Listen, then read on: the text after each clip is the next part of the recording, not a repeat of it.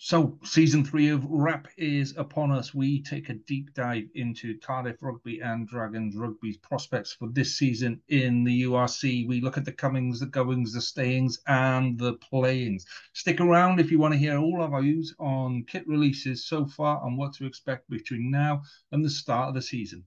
That said, let's get on with it.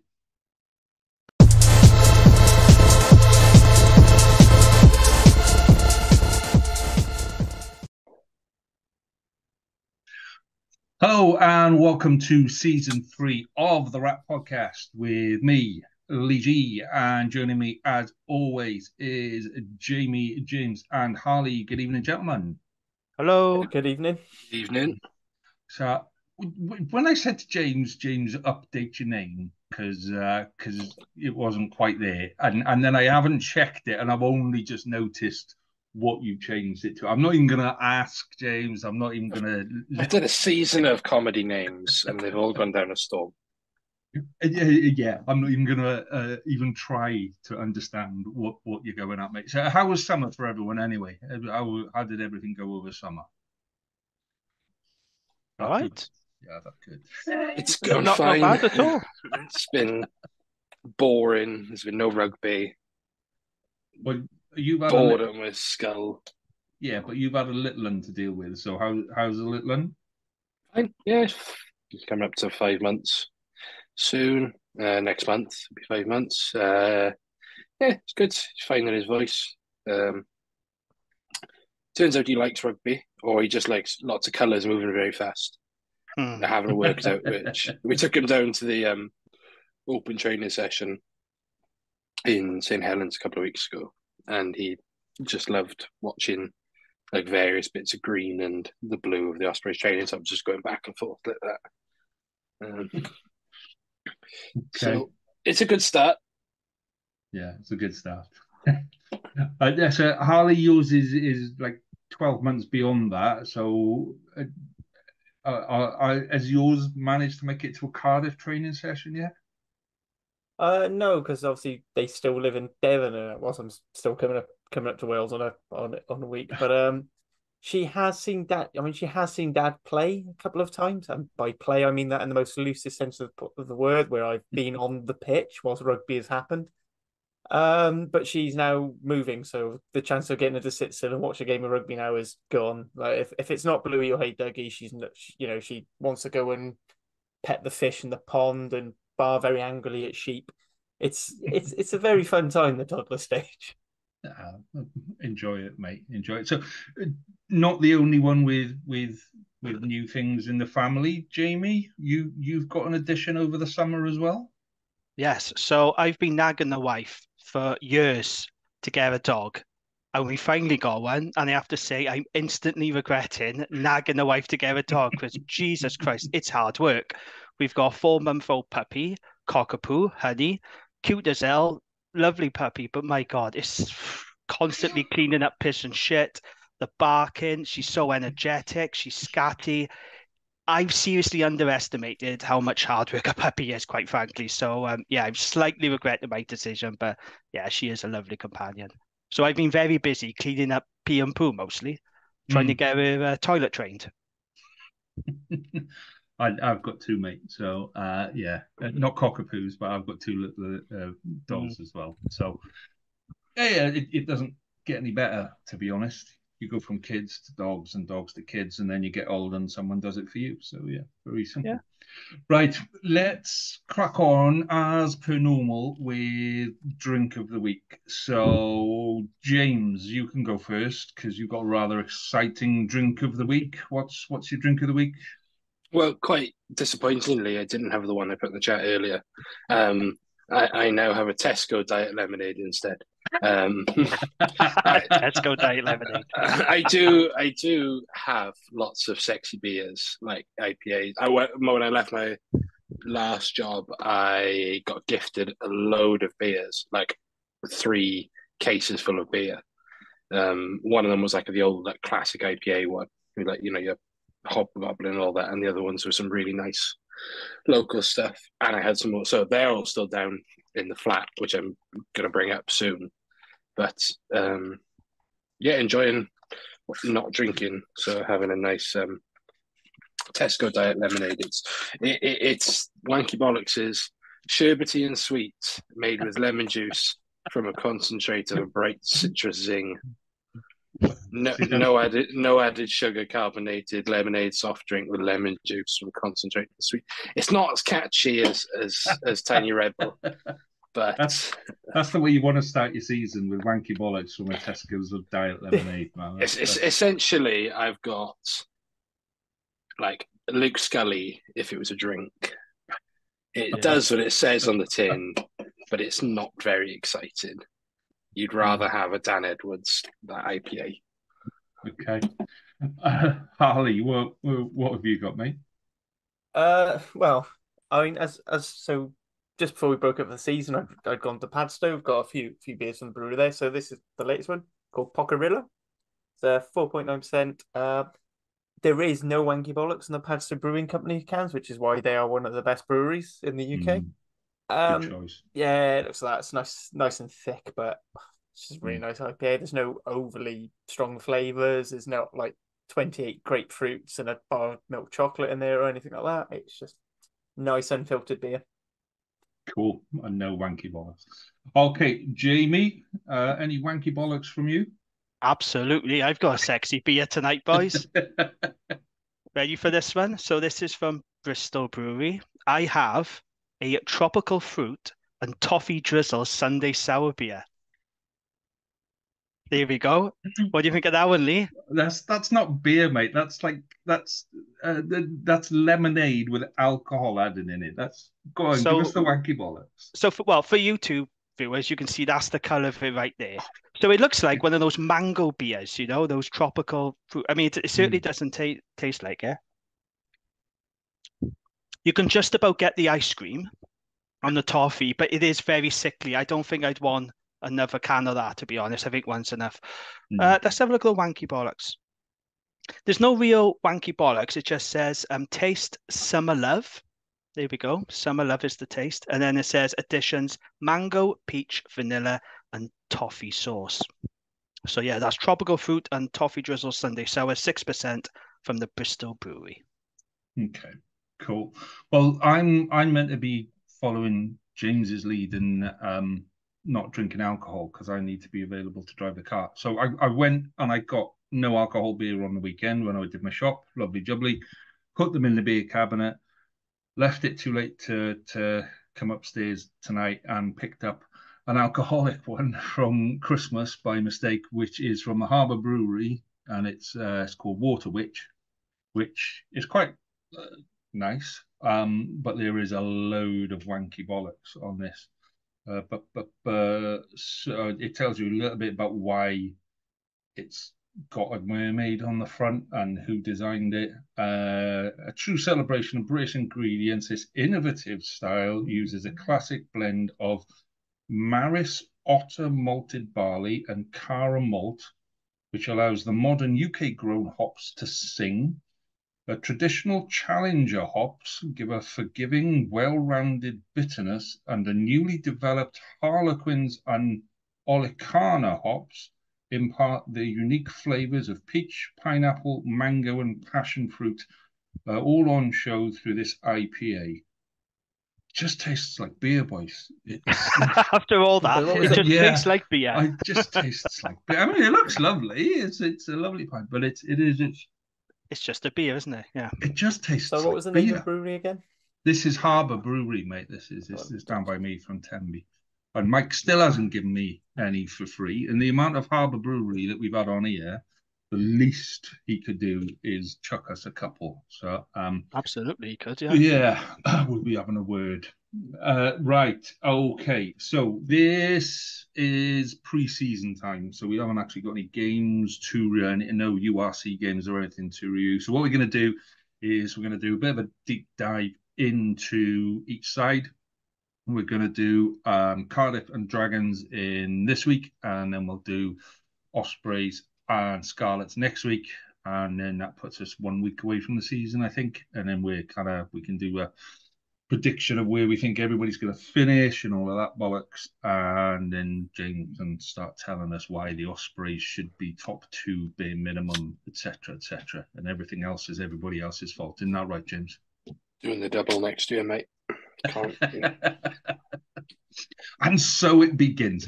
Right. So let's start with Cardiff. So Harley, give us a bit of a rundown of what the summer has been like, or who's come in, who's gone, what the kind of the feel of the place is like at the minute. So a lot of change. So Jamie pointed out in the chat that Cardiff seem to have signed more people than everyone else. Just to sort of go through it, including some of the loan people. We've had 18 people leave, 18 people re-sign, and then we've had 13 new additions. Some of the headlines are former Leinster prop Ed Byrne and Josh McNally from Bath, but we've also brought Callum Sheedy home from a Cardiff Academy lad from Bristol. Then we've bolstered up some academy and then sort of filled in that sort of second layer under the first team. So it's a bit of things, making up for losing a lot of experience in Josh Turnbull's retired, as Jenkins retired, Willis Halaholo's gone back to New Zealand.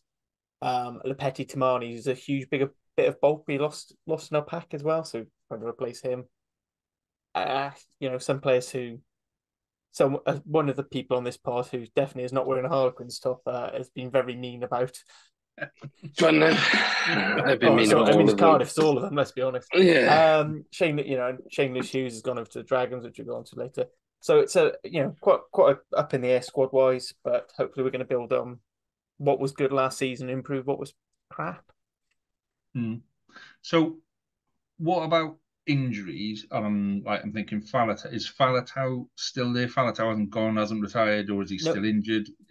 What's happening? Faletau is in full training. I think the idea is that he's going to play this weekend against Bath, along with all the people who've come back from Wales duty. So he's back and fit. Josh Adams is looking in good nick as well after sustaining injury. Has he slimmed down? Josh Adams, has he slimmed down? Because he's quite a big lad, like for a winger. Maybe, is that part of the reason why his knees are shot? Because he's carrying so much weight for a relatively small man.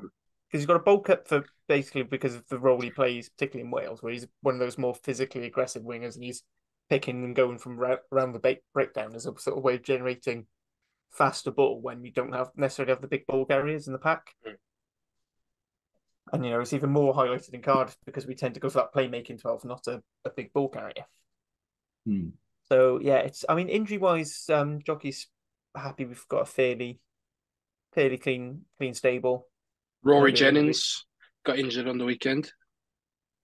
Went off, was pictured in a crutches and a moon boot afterwards, according to various sources. That's going to be a problem then if anything happens to Ben Thomas and Jake and Beetham. Could be precautionary, but it just... Yeah, I mean, it's pre-season. They're always going to probably err on the side of caution because there's no point breaking yourself in a pre-season game. So talk to me about 9 and 10 then.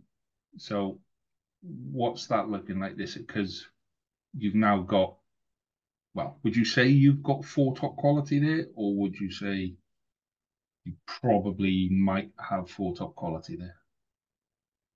So if we start with scrum half, we've got Ellis Bevan, who I think surprised a lot of people, and with just how well he played on Summer Tour. So, and when Thomas got injured, he stepped up to play quite well. Then we've brought in experience in Aled Davis, who's been there, done that with Saracens, and previously played for Scarlets and Ospreys.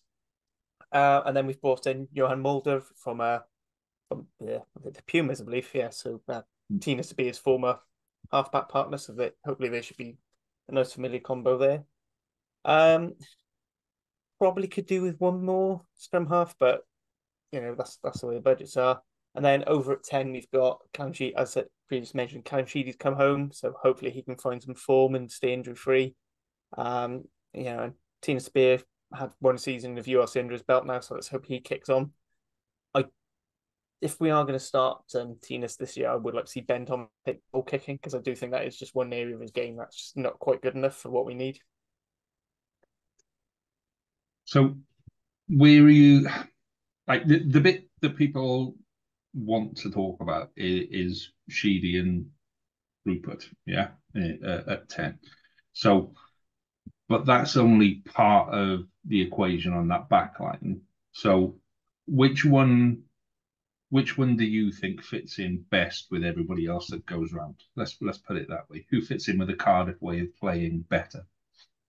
In theory, both of them, in terms of the way they play, fit Cardiff way.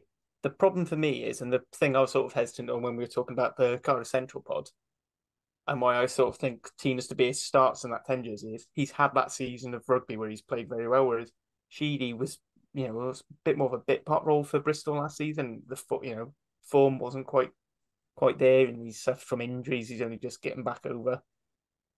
Didn't.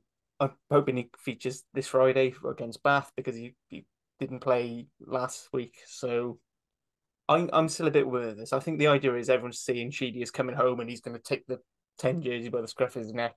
I'm a lot more skeptical about that. Personally, just because I just haven't seen that from watching Bristol play all last season. The bits where I did see Sheedy play. If you can get back to the form he had that got him into the Wales squad initially, then we're rocking and rolling, and he's got some decent kicking. Similar to De Beer, though, he can also be quite hot and cold with his goal kicking as well. So you could argue that's quite Cardiff. I mean, I think talking about the backs of Cardiff, though, it's quite relevant because for me the big issue is going to be, as always, going to be up front. And I said losing Tamani, losing Shane Lewis Hughes, losing Josh Turnbull, and then we've only really brought Josh McAnally in as a second row. We've only got 4 out and out second rows now. That for me is quite light for a squad, particularly if, like so Teddy Williams gets called up to Wales. If Seb Davis, if Gatlin just wants to, bring Seb Davis to hold tackle bags for another couple of weeks, that's gonna, really strain us. And we saw against Dealing, our defensive driving ball basically crumbled when we ended up with Ben Donnell coming to the second row with Rory Thornton. Well, we'll talk about your preseason game in a minute, but James, talk to me about what you think about the forwards that they've got, because this is your favourite part is where you go. Let me talk about Cardiff. Let me talk about Cardiff. So let's start the season on a positive note. Give me some positives from the Cardiff pack. I like their additions in the front row.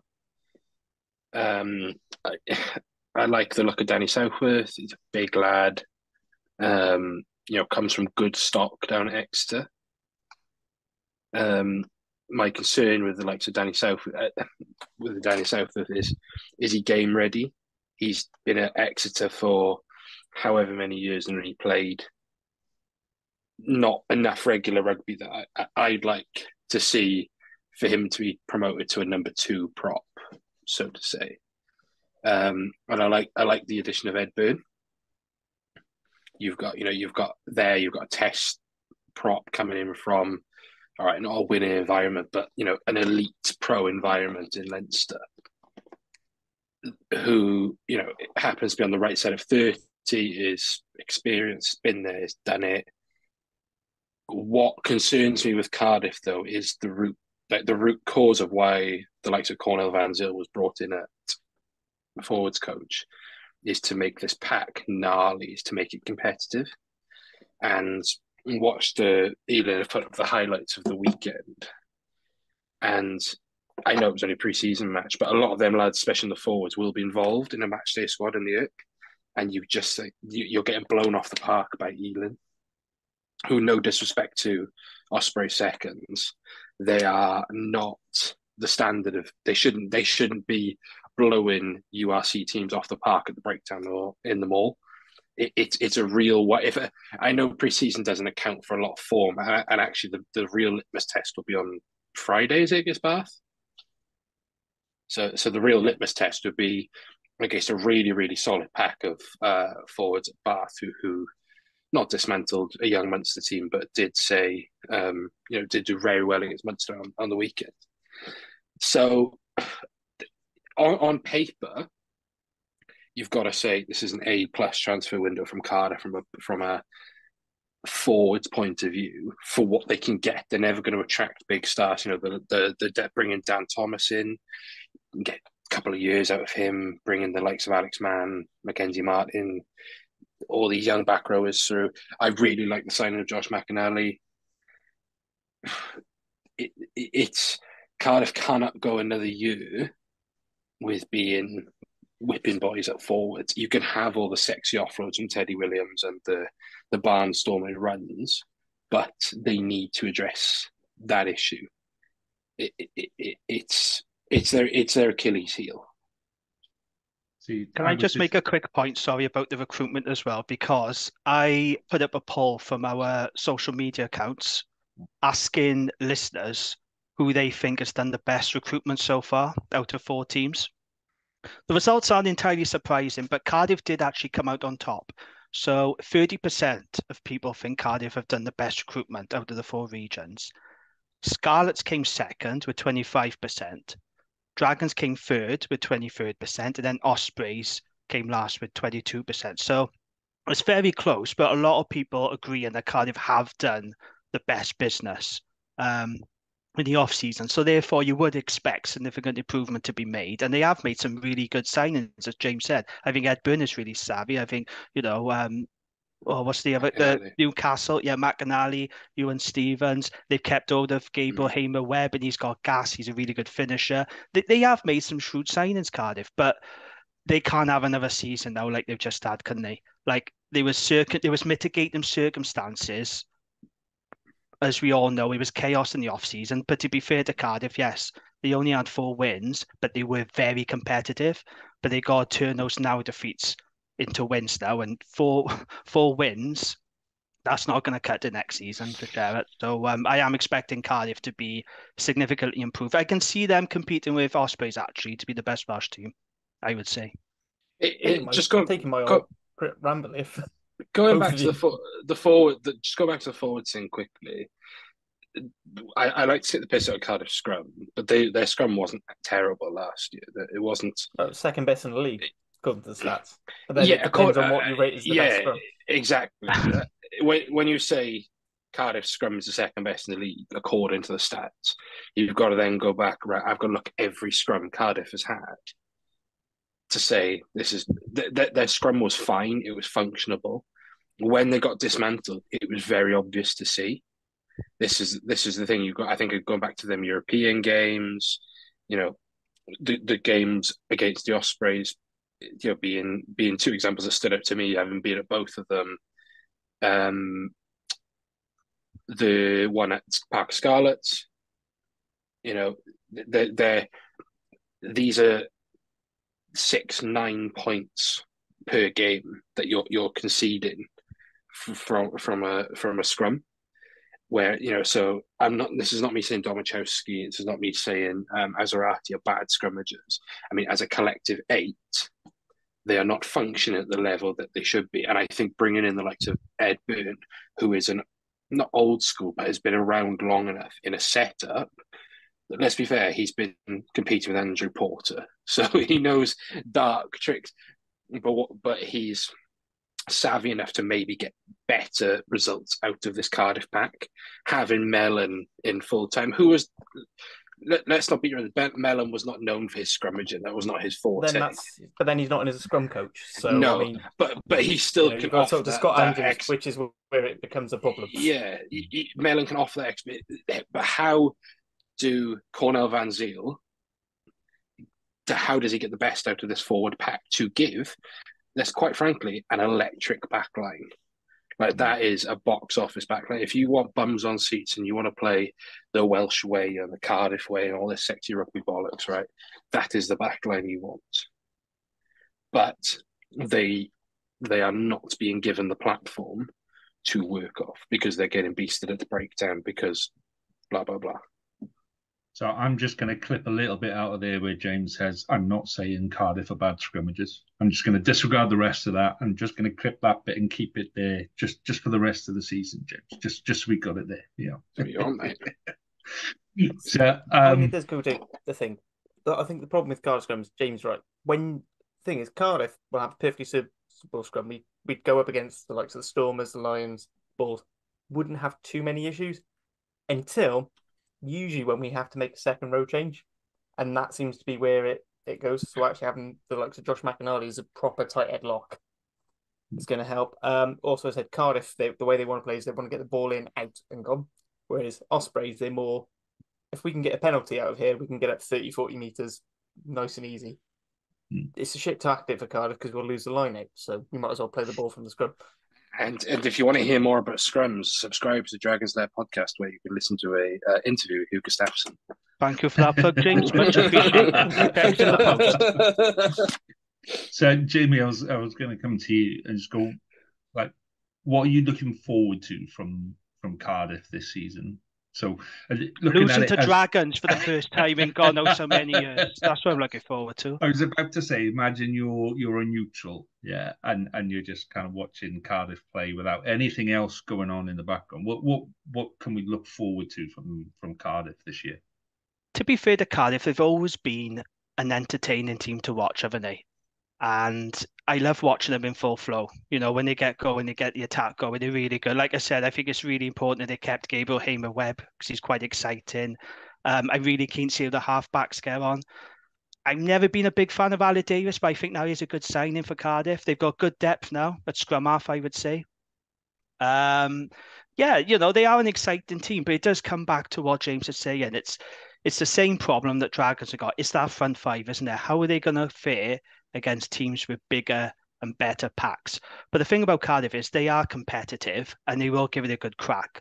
And if you don't take them seriously, or if you're having an off day, they will punish you because they are very dangerous with ball in hand. So it is good to watch Cardiff. They have got an exciting backline. They are one of the most entertaining teams to watch in the URC.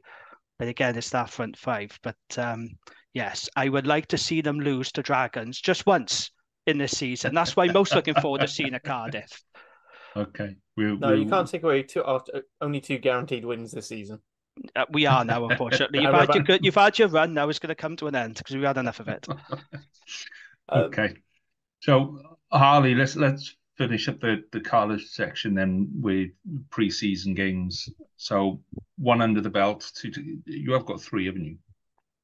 You had 2? It's just two You're pre-seasons. just into okay. We've also had a couple of Rags pre-season games, which most plays, yeah, okay. Where they were playing in last seas's Cardiff kit. So you know you might as well call it that.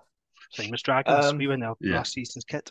Well, we'll talk about kit in a minute, at the end probably. But what have you made of that first game? What are you hoping for from this weekend's kit? It's a bit hard because I didn't see it. It wasn't live streamed. I know James mentioned dealing for Lisa highlights having that chance. From the look of it, it seemed quite ominous and quite reminiscent of Cardiff season because at about 56 minutes in, Gabe Hamer-Webb scores the 4th try. We're 26-19 up. Great, and then full time we're 45-31 down, and you're just like, eh. And we conceded, we conceded those points on the bound, and you're just like, and they were all, I counted all those tries from Ealing were driving mauls, and annoyingly they didn't. I haven't seen who was taken off. I can only assume they took off the starting second row, moved Ben Donald from 6th to 2nd row, and then brought in Roy Thornton. I could be wrong. Please do feel free to correct me, but that's, I think, could be part of the issue next season. For this whole season is if we're losing. If we're nice and solid and tight for that first 50 minutes and then subs happen and then we lose it, then basically we've learned nothing over the last season, which is our big Achilles heel those last 20 minutes. And that's the real reason we've got the Ed Burns, the Josh McInallys, the Ali Davises, so that we've got experience coming off the bench who can help close out games and help us going through. Jockey said in his post-match interview that discipline was a bit of an issue. Both sides of the ball at breakdown. Again, that's something that becomes a bit of a problem, and that's something we've got to nip in the bud early on. Lee is a Scarlets fan, I'm sure you're aware. We quite often end up being 2 of the most penalised teams in the URC. And once you start conceding penalties, as soon as there's a decision, or did he come in from the side, or did he come off his feet, you're going to get pinged. Because the ref goes, well, that's the team that gives away the penalties. Yeah. And it just ramps up. So yeah, so that's Singo. So I think we've got Bath this week, Friday night. I'm going, looking forward to getting back at Cap. This is going to be the real test, because this is when we're going to have our Wales internationals. This is when we're probably going to have something that looks more like a first team, whereas the Ealing game was a little bit more of some of the younger academy lads who are probably going to play for the Rags this season, and then probably off second. The guys coming off the bench were starting. It's a bit weird with Ealing, because apparently the Tinas ended up at 12, which is Can I equally odd. talk quickly about the highlights, because I have watched them. What would concern me as a fan more, not was what you conceded from driving mauls. It was how quickly you splintered, or how quickly you gave away a penalty. Because if we've all played the game at some point, and we've watched the game, right? When a maul goes backwards, right, you could be doing everything right. It's just they've got momentum and are slightly bit stronger than you. That's not a bad thing. It's when you start, as a defence, start splintering, you end up on the floor, you collapse them all, you're forced to come through the side because you've splintered and you're coming back from an offside position. That's what's concerning, is that, even at the shit level rugby I play, we're coached to not be splintered from as an attacking team. You're taught to, right, you want to get them, get their initial defensive line back. You want that first line that hit you, the guy who's getting over the top of you. You want them gone. You want them wiped, right? Cardiff seem to get splintered by Ealing are a good championship side and a very well drilled set forwards, but that was more concerning. I didn't see much at the breakdown, but you've lost Josh Turnbull, who's a big operator at the breakdown, who's there just to hit rucks. Have you really brought who's going to take that Turnbull role? Is it Donald? Is it McInally? You've brought in Dan Thomas. Is he going to be your new Ellis Jenkins? What is Cardiff plan at the breakdown? Because currently you're getting beasted there. And the tries you did score were lovely tries, but they all came out. They were like out of Nick Tompkins' brain. It was all down to rugby chaos.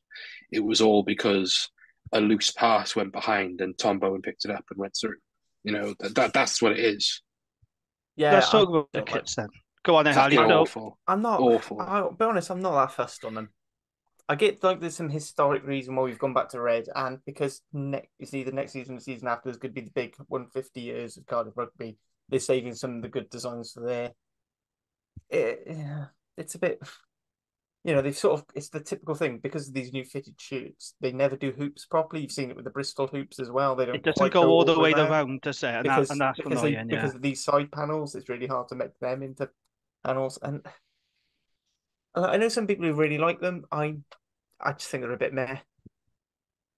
I think the first effort the Macron did with the hoops was better. I'm not sure about the color gradient. And so the red's just a bit bland. Yeah. For me, it's not. It's something and nothing. Like it could, a couple of seasons ago where they had like sort of like the black chevrons on it just to break it up a bit. I thought that was a little bit better. But, it's an interesting issue going on with the kits at the moment, though, because Dragons and Scarlets had problems getting a front of shirt sponsor. As far as I'm aware, that's now been resolved. But we're playing in last season's kit. So I went to see him against Artbury of Ronnie Parade. We were playing in last season's kit. It is not particularly good luck, because you want to generate that excitement and buzz. You want to be playing in the new kit. And, James will talk about the Ospreys, but they don't have a front of shirt sponsor. I know their front of shirt sponsor went into administration, but they haven't got a front of shirt sponsor. Now, why that might look better on the eye. Update on that. There is an update on that. Oh, there is there? Yeah, we are like 90% done with getting a front of shirt sponsor. That's good news. We wanted to delay the kit, but Macron wanted it going out. The kit that the players will wear during the ERC and European season will have a front of shirt sponsor on it, but they've made the decision to sell the Ospreys home, away, and European kits without sponsors on for the year, because it's gone down really well with the rugby public. it does look nice without the sponsor, but then from a commercial point of view, if you don't have a Yeah, front no, of shirt sponsor, absolutely. it's A not front of great, shirt is it? sponsor is being sorted. That's That's not a worry. That was brought up in the Q&A, but we're not talking about Ospreys right now. We're not, no. But I was just talking about a general point about kit, you're about front of absolutely right. shirt sponsors. So yeah, I know Scarlets and Dragons have had this issue, but it's just now been resolved. But it's not good to be playing the new season, the new preseason, last season's kits. I just don't think it's a good look, and it was disappointing that Rodney Parade to be playing in the last season's kit. To be What honest, shocks I me think about it's quite normal for teams to play at least one of their preseason games in the old not kit, necessarily. because It they want depends to on do a when. nice I big don't think thing. so. I don't think it is. I think Mm. I think that playing in your new kit is what you do. What amazes me, right, is we've had a load of Macron releases this week. So you've had the Wales home and away, you've had the Wales Pathway home and away, you've had the Sail Sharks away kit, you've had the Ospreys home and away kit, and you've had the Cardiff home and away kit, right? If you told me that everything was made by the same company and then you showed me Cardiff's, I'd laugh at you. Because Cardiff, no, honestly, Cardiff looks. We're all in agreement that we don't really like it, right? But Cardiff, if you told me to rank them, it'd be the worst by far.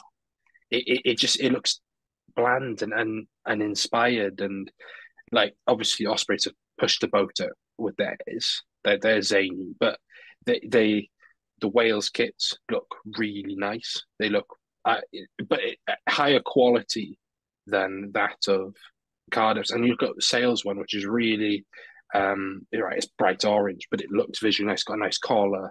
It's got lovely, the sleeves on it are really nice. But then the Cardiff one, it looks like, the what's with that stupid blue gradient? Just keep it block colours. That's the thing I don't get with it, and especially with all the whole thing about making a big point of, it's black with Cambridge blue, and it's that specific shade of blue as our colour. I don't get the colour. I agree with you. I don't really like it. Weirdly for me, I prefer the Pathway kit to the Wales home and the away one.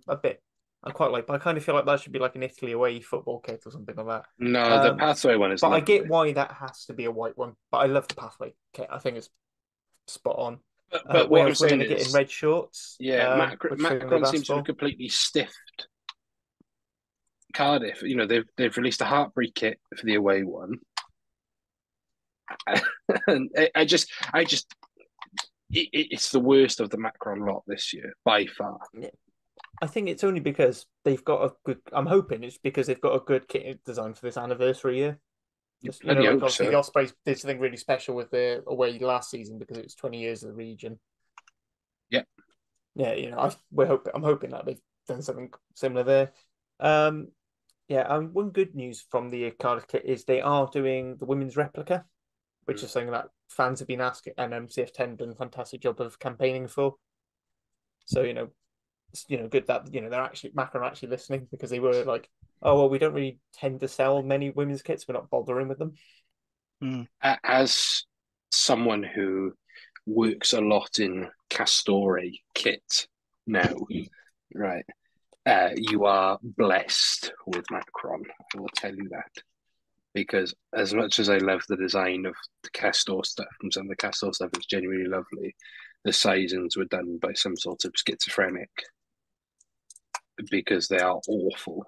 They are genuinely the worst things I've ever. And Macron, at least, if it says double XL, I know I'm going to fit in it. Yeah. The sizing may not be the sizes you're used to, but they are always the same size you're not used to. Yeah. Okay, shall we talk about the Wales kits then? Because I feel like I'm in a very small minority of people who really like the kits. No, I generally think they're smart, but it has got very negative feedback across the board, and I don't get it. I love the away one, the white and green. Oh, I love that brilliant. one. I think it's really smart, but there are people saying it looks like a football shirt and it looks tacky, it looks cheap. I'm like, well, so what if it looks like a football shirt? I think that's been a lot of problems with Macron in general, was that a lot of the tops, like, I'm a traditionalist. To be honest, I'd rather than just put out cotton versions of them. Because I am. I don't really hate about 80 years older than I am. But I can't stand them. I don't mind. And I do get why they've had to do that white thing. I'm glad they've listened. The thing of and not done the Ireland thing where they said, "Oh, our alternative kit will be green but very pale." Mm. So Yeah. actually, you still got a colour clash. So I like that. It's not that I don't like it. I just don't think it's very inspiring. Like I don't think I've been wowed and really loved a Wales kit since the 2019 World Cup kits. Which I said on the group chat is the 2019 World Cup kits are the peak of the Wales kits in the modern era. Wales kits have not looked good since. But I think I'm with Jamie, and I said this in the group chat at the time, that the Wales kits this year are beautiful. I wish the men had the red shorts as well.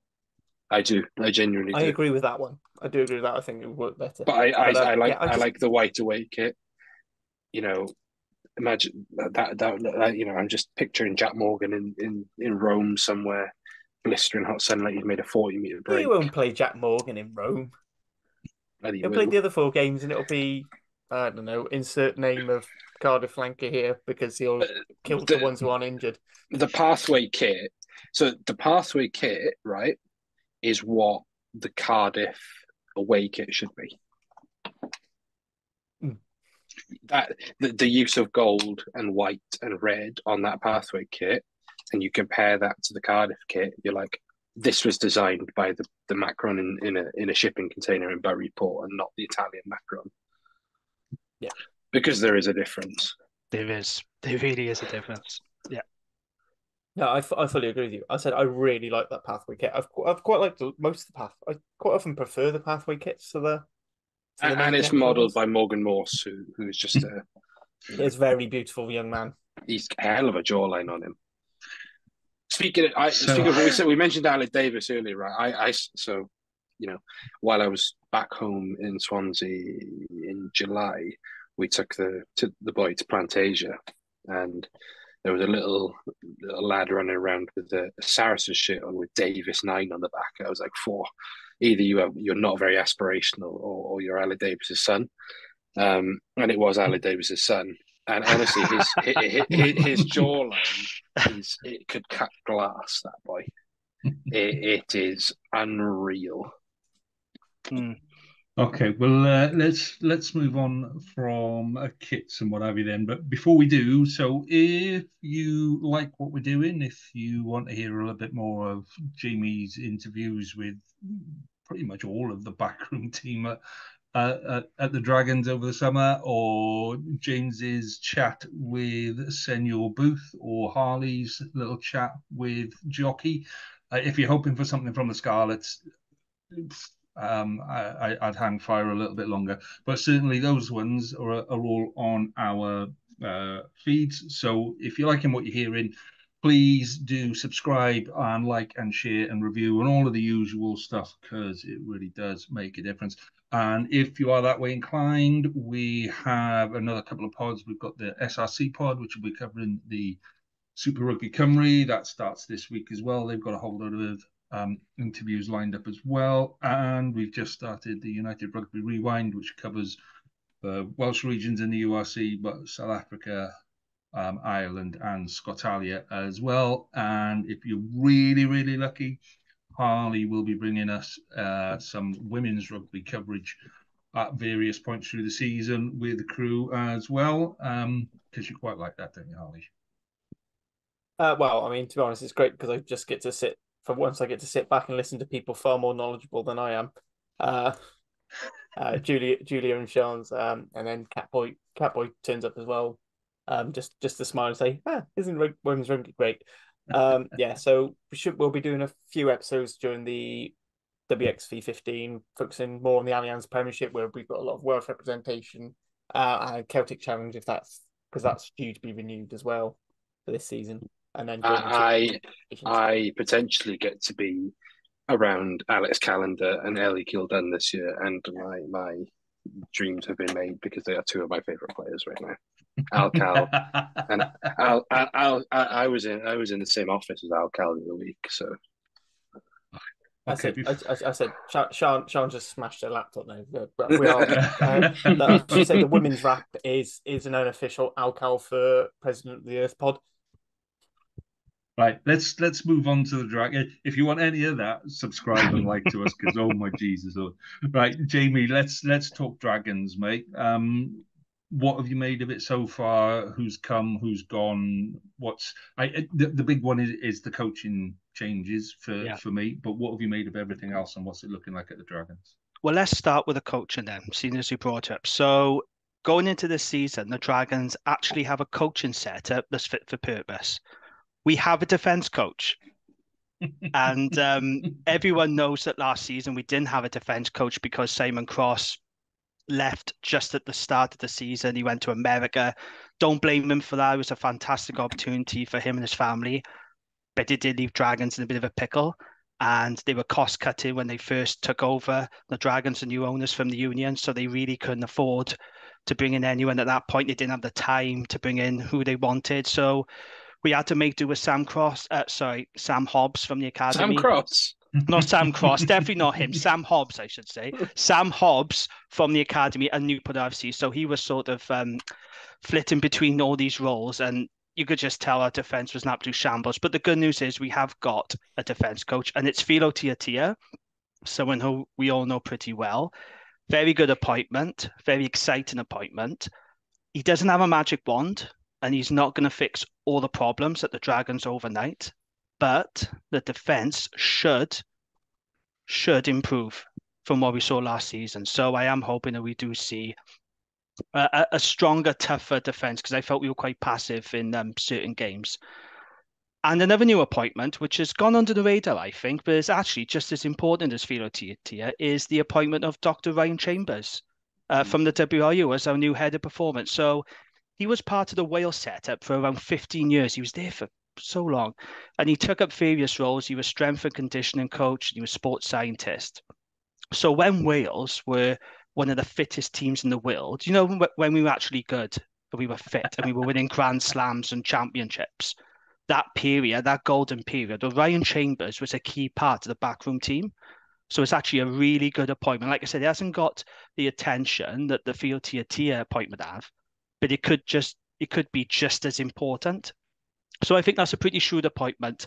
Hopefully he'll raise standards and bring a lot of experience and improve the fitness of the team. So Sam Hobbs is taking over as forwards coach. He's coming from Newport FC. He's highly regarded at the Dragons, so he's been promoted. And Matt O'Brien continues his role as attack coach. Then we look at the recruitment of the Dragons, and I'm pleased with the recruitment on the whole. Yes, they are not big names, but what they are is big men. With the exception of Lloyd Evans. He's not small, but he's just not as big as the rest. So you look at the guys we brought in. Solomon Funaki from Mono Pacifica. He's a hard-hitting Tongan international back rower. He was captain of them as well, so he should bring a bit of leadership and aggression. Steve Cummins, that's someone who Scarlets fans will know pretty well. He was down at the Scarlets. He's a giant Aussie lot. Christ, he is massive. I saw him in Wagamama the other day. He is big. So he should add some bulk and experience in the engine room. Harry Wilson's an interesting one. I'm really intrigued about Harry Wilson. So he's an Australian centre. He came from the Waratahs and he can play wing and fullback. But when he left the Waratahs, there was a fair bit of surprise and disappointment down under because they thought that he was going to stay. And apparently he's being looked at by the Wallabies management for selection. But he's chosen to come to Europe and he's chosen to join us. So I'm really intrigued to see how he gets on. He can add something different to our midfield. Shane Lewis, who's from Cardiff, I'm really pleased with this side. And I actually think if he stays fit all season, he will be our best signing. I'm a big fan of Shane Lewis Hughes. He's made it perfectly clear, though, to us at the Q&A that he does not want to play at lock because he said that's the devil's work. So he said, I'm here to play 6 and I will not be playing at lock because that's the devil's work, which got a fair bit of laughter from everyone in the room. But he's a big unit and I'm really pleased we got him. And then we got Ollie Burrows from Exeter Chiefs, 22-year-old. James, you know more about him than I do, but you know he's from the Ospreys region. He is the biggest and heaviest hooker now on the Dragons books, and he's another unit.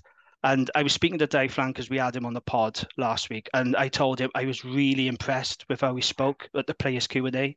Really, really impressed. He just spoke so wisely. You know, he's desperate to play. He just said, "I want to play." You know, I'm desperate to play, and I want to get stuck in. So I'm I'm looking forward to see how he gets on. And then Lloyd Evans from Gloucester, fly half. We needed a fly half because Will Reid played far too many minutes last season because of the injuries to Angus O'Brien and Kai Evans. And he shouldn't have played as many minutes as he did, but unfortunately we did lean on him too much. And for a young player, it's not healthy to be putting all our burden on his shoulders. So I like Lloyd Evans. He's a pretty reliable player from Gloucester, and he offers us a suitable fly half option, because if you look at the other options we had, Kai Evans, Angus O'Brien, they were full-backs that can play 10, whereas Lloyd Evans is a 10 that can play full-back. So I think it's good that we've bolstered our fly half. And yeah, recruitment, like I said, they're not big names. Some of them 1 year of them, but I'm pleased on the whole. But there is the story that came out last week about the possibility of signing Liam Williams. So I'll just quickly go into it. So there was a report in the Mail on Sunday that said that we're on the verge of signing him. While a deal has not yet been officially concluded, it's understood that positive discussions have been held in the last week and that Williams is likely to sign. So there are pros and cons to signing someone like Liam Williams. This is a really complicated situation because we all know that all the regions were interested at one point, but it looks like now the Dragons are leading away. So if you sign a guy like Liam Williams, what are the pros? Well, the pros are you're getting a world-class player. I still believe Liam Williams is a world-class player. If you look at his performances for Wales this summer, he was one of the best players. So he can still do a job. Even at 33, he's still a quality player. And you would instantly add experience and stardust to our Dragons back three. So that's the first thing. You are getting a real good quality player. Big upside to the commercial team. That's a player that would generate some excitement in the region, signing Liam Williams. And, that's the kind of player that could put bums on seats. And also, he'd be a great mentor for the academy kids. For someone like Hugh Anderson, who's up and coming fullback and in the Wales under-20 side, he would be a brilliant mentor for him. And then you got guys like Ewan Ross, Ollie Andrew, Walker Price, etc. They could learn so much from a guy who's been there, done that. Because this is a guy who's got nearly 100 caps for Wales and is a 2-time British Lion. So Dragons, if they say him, they will be getting a very, very good player. I don't think his quality is in question here. However, what is in question is what I'm going to talk about now. So these are the downsides of signing someone like Liam Williams. So we all know that he's become injury prone over the past few years. Harley will know he was at Cardiff, he got injured, he only played, what was it, 4 games, Harley, something like that for the season? It was very, very limited, wasn't it? 3 or 4 games?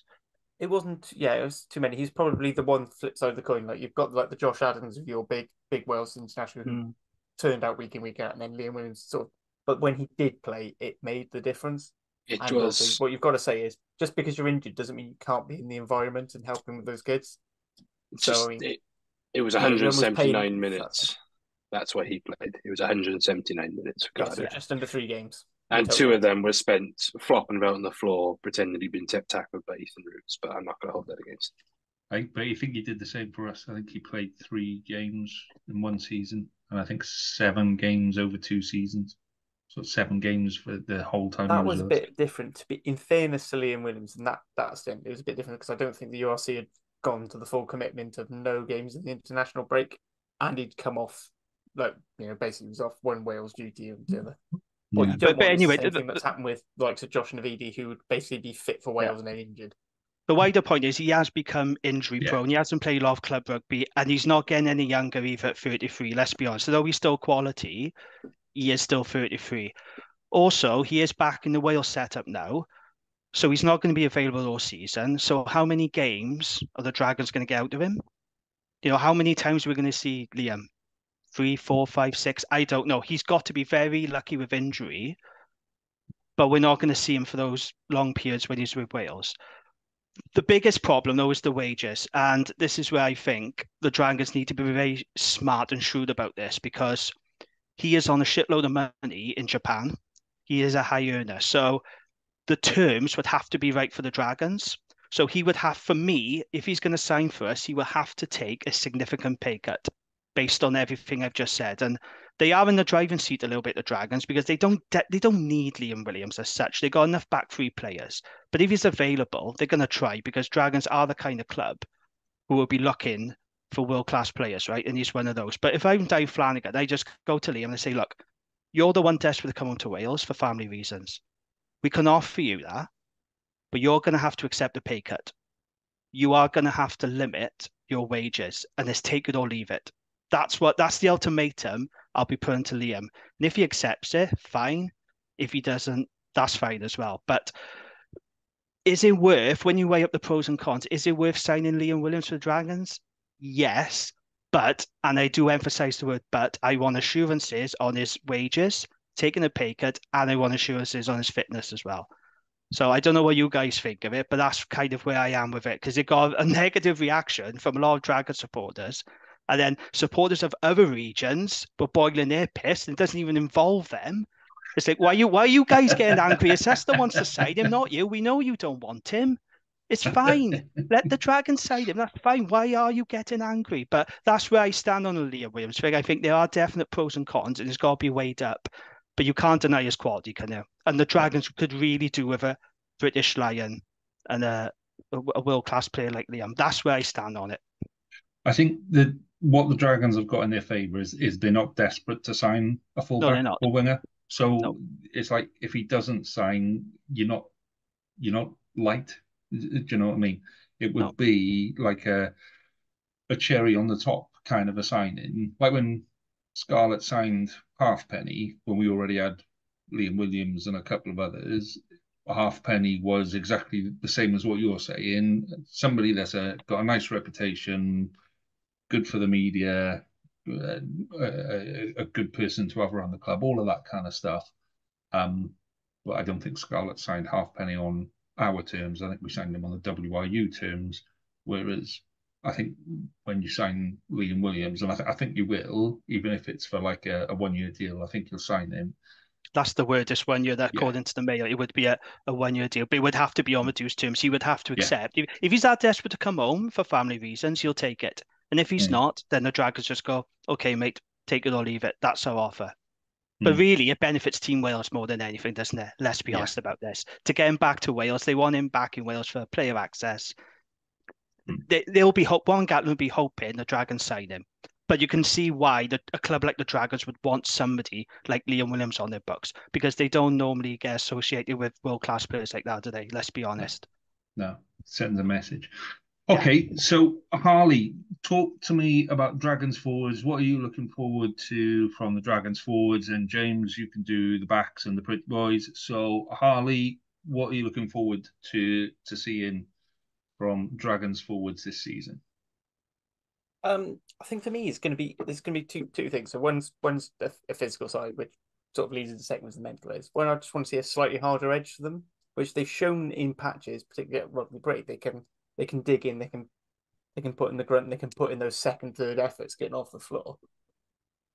But far too many times last season, you'd see one or two players who were giving it their all. Bradley Ward was a big example of always trying to make that extra meter, always trying to get up for that last ditch tackle. So many times you'd see them lose their heads and they just wouldn't be in the fight. I mean, that first half on Boxing Day was was probably the peak of the trough, even where it just looked like they didn't want it. It's a really it's a real proper grassroots expression used, but thing. One thing that worries me still is I didn't really see anything in the front row signings that fills me with hope. I still think there could be things. Hopefully maybe with Sam Hobbs being there full time. Sam Hobbs doing the forwards, isn't it, Jamie? Sam Hobbs, yeah, that's right. Yeah, so hopefully with him being full, they're not split. He can work with them fully. But yeah, one thing, mindset, and two, just thick penalties. I mean, it's almost cut and paste from what we were saying about Cardiff earlier. Some of the Dragons forwards would give away really fucking stupid penalties. There'd just be like a needless offside, or you'd see them try and trip. The times that they try and trip, or they'd try and take the lazy way over a ruck instead of getting round and getting into position. I think Pilla IPA, even though if he's normally the defensive coach, I think the attitude and the standards he's going to drive is going to bring that up. And I do, and as much as I joke with Jamie about this, Dragons being our 2 guaranteed wins this season, I don't think it's going to be as clean cut as that, because they've brought in a lot of big men, which is something Cardiff struggle with. The question is will it work? As they bring in big men, are they actually going to start carrying their weight, tackling their weight? You hope so. I mean, I don't really know a lot about these players. I know by all accounts the hooker is really good. James was really excited to see him coming back to Wales. I think he was a bit gutted he wasn't to the Ospreys, but he is. I've never seen him that excited about someone who doesn't play in Ospreys colours. Yeah, the scrum is a concern though because we had the sad news recently about Lloyd Fairbrother retiring. He just said he couldn't physically and mentally continue anymore. And the tight head side of the scrum has been an issue for the Dragons for a long time, especially when Leon Brown is not available for injury and Lloyd Fairbrother. Now we've lost Lloyd Fairbrother. That's going to leave a big hole because he's a very experienced guy, very popular around the place, really good scrummager actually. And then we're going to be looking at guys like Leon Brown. Can he stay fit for a full season? Because there's going to be a lot of emphasis on it now. And I spoke to Di about it. I had a quick chat with Leon on the family fun event. I asked him, are you fit? Are you injury free? He said, yes, I'm raring to go, buddy. That's what he said to me. But can he stay fit throughout the season? We got Dimitri Arhip, who's a very good scrummager, but he can only probably play 30, 35 minutes. He's no spring chicken. And then you're looking at guys then like Chris Coleman, who I still don't rate. He really needs to step up. And Di did say now on the pod that certain props are going to have to step up. I like Luke Yendel. He's young, but I'm not sure he's ready to be playing URC rugby week in, week out. So if it's one area of concern for me, it is up front. Not so much on the loose head. I'm happy with our loose head option with Rodri Jones, Martinez and Josh Reynolds and Dylan Keller-Griffiths coming through. I'm fine with the hookers as well. We actually got a good stock of hookers, but it's that tight side of scrum I'm still really concerned about. Now, we have been linked with an Argentine under-20s prop. That was also in the Daily Mail report. So hopefully we can pull that off. But yeah, I think that's still going to be an area of weakness for the Dragons is up front, and in particular tight head. But we really need to see Leon Brown now just string a run of games together, not just for the Dragons, but for Wales as well.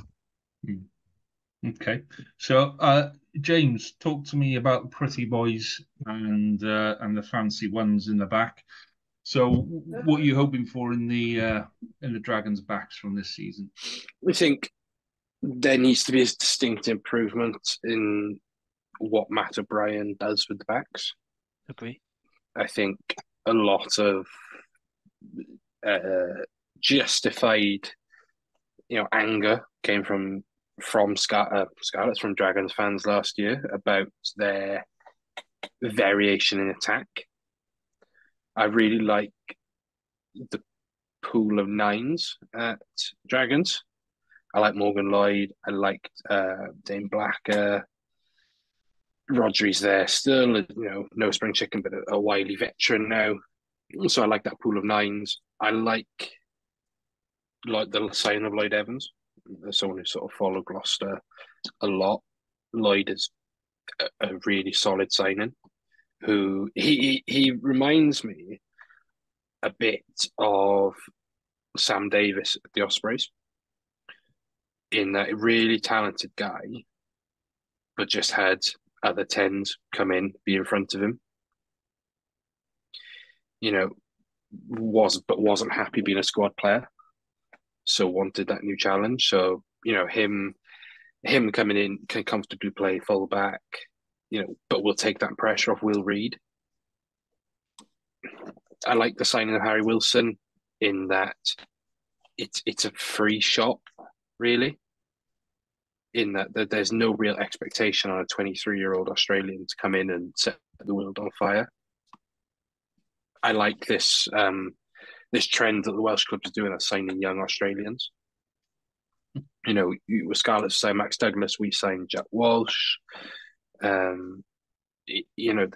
free shots in terms of players. Because Dragons have got a great pool of centres. Nyron Owen, Hugh Anderson, Harry Ackerman. There's a really good pool of backs at the Dragons. Is Matt O'Brien the person that's going to get the best out of them? It pains me to say it, but when I read that team sheet for the Heartbreak game, I know he's not going to be playing a lot all season like James is, but seeing Jordan Williams stink at the fullback position when just start a young guy there, Dragons have a choice this year. They can go, let's fuck it, we ball and play all these youngsters with Lloyd Evans and Roger Williams, giving them this platform to play. and let them, let them express themselves. I hate this. I hate what I'm saying because it goes against everything I am as a player and a coach. I'm a system player, but is that what the Dragons need? Maybe less coaching from Matt O'Brien and more expression of what these players can do, because they're all great broken field runners. Yeah.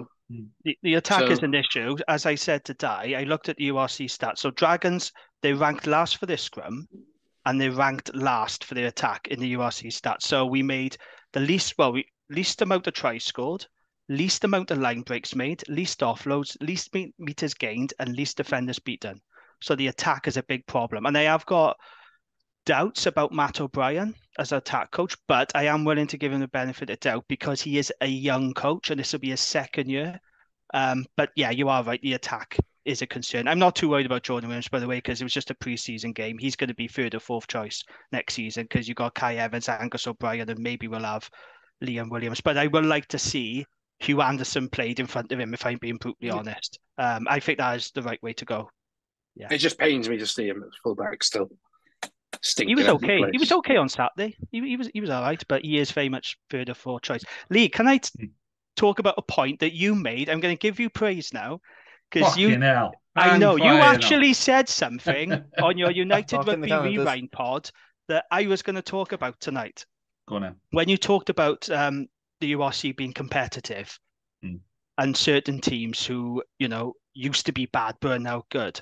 So that was my point tonight. So if you look at the history of this league, right, and I'm going way back now, so this is a history lesson for those who are new to the URC and don't realise there were other competitions before it. So I'm going back to the Celtic League, the Magnus League, the WRRAP Direct.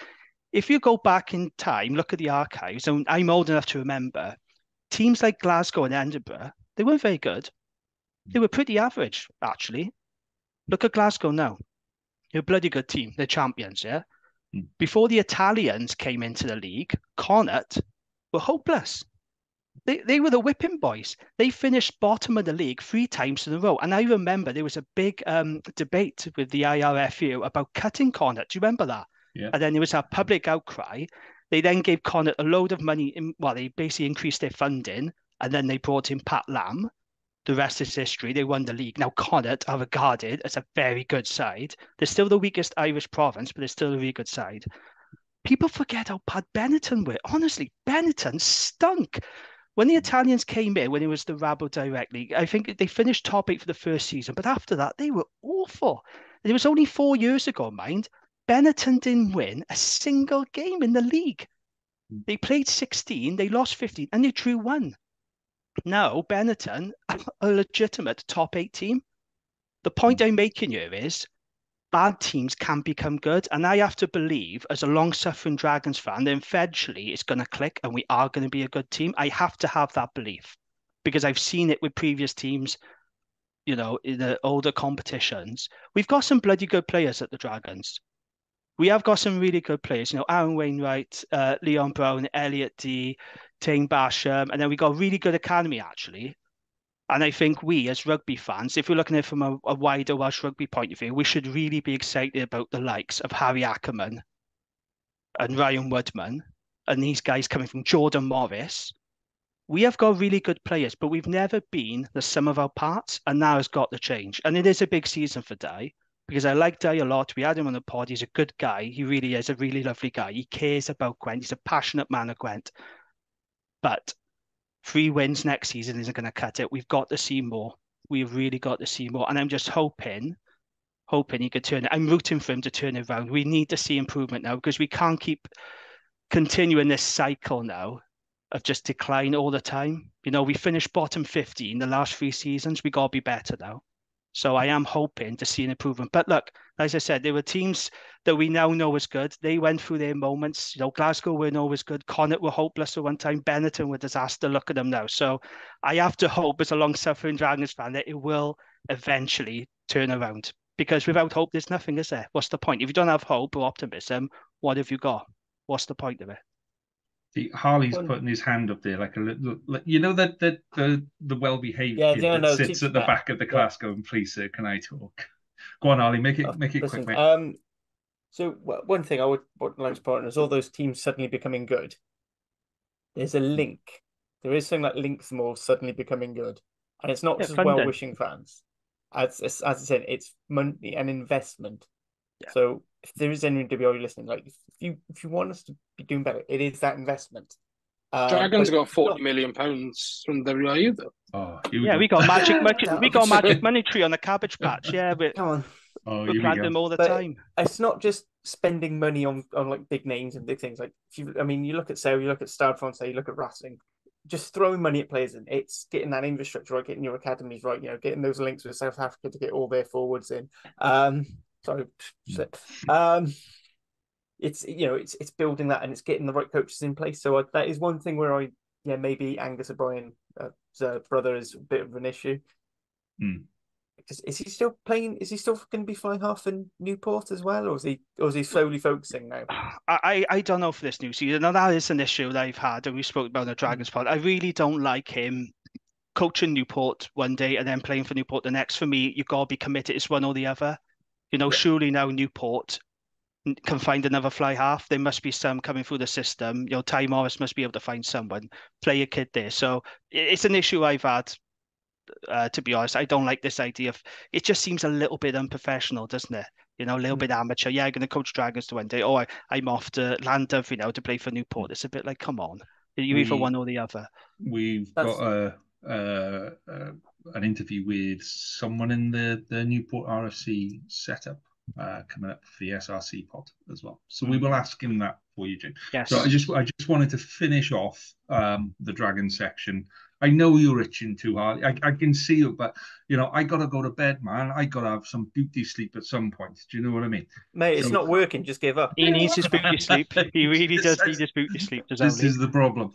So my final question to you, Jim, was going to be around pre-season fixtures.